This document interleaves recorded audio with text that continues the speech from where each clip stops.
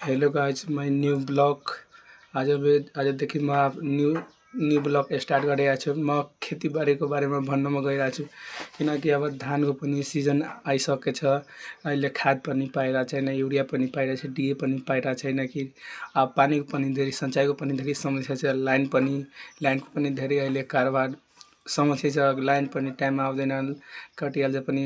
सबैभन्दा म इम्पोर्टेन्ट भनिरहेको छु धानको बारेमा किनकि हाम्रो तराईतिर पनि अहिले खादमा धेरै महँगो पाउँछ। 1200, 1500, 2000 यस्तै। त्यो सरकारी खाद आउँछ, ब्ल्याकमा पनि बिकिहाल्छ। अब ब्ल्याकमा बिकिहाल्छ, मान्छेहरू थाहै हुँदैन कहिले खाद आएछ। खादमा यति महँगो भइसक्यो। म यही भन्न चाहन्छु डाक्टर अमरेश सिंहलाई कि खादको उपाय गर्नुहोला। हाम्रो सबै किसानजनलाई नमस्कार। म आफ्नो ब्लग यही समाप्त गरिरहेको छु।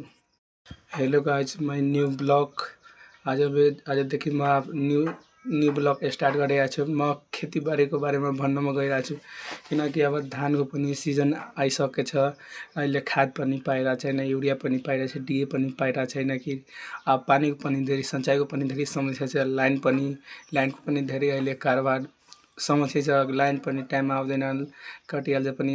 सबैभन्दा म इम्पोर्टेन्ट भनिरहेको छु धानको बारेमा किनकि हाम्रो तराईतिर पनि अहिले खादमा धेरै महँगो पाउँछ। 1200, 1500, 2000 यस्तै। त्यो सरकारी खाद आउँछ, ब्ल्याकमा पनि बिकिहाल्छ। अब ब्ल्याकमा बिकिहाल्छ, मान्छेहरू थाहै हुँदैन कहिले खाद आएछ। खादमा यति महँगो भइसक्यो। म यही भन्न चाहन्छु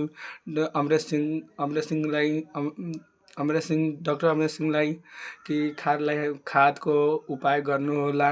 हाम्रो सबै किसानजनलाई नमस्कार। म आफ्नो ब्लग यही समाप्त गरिरहेको छु।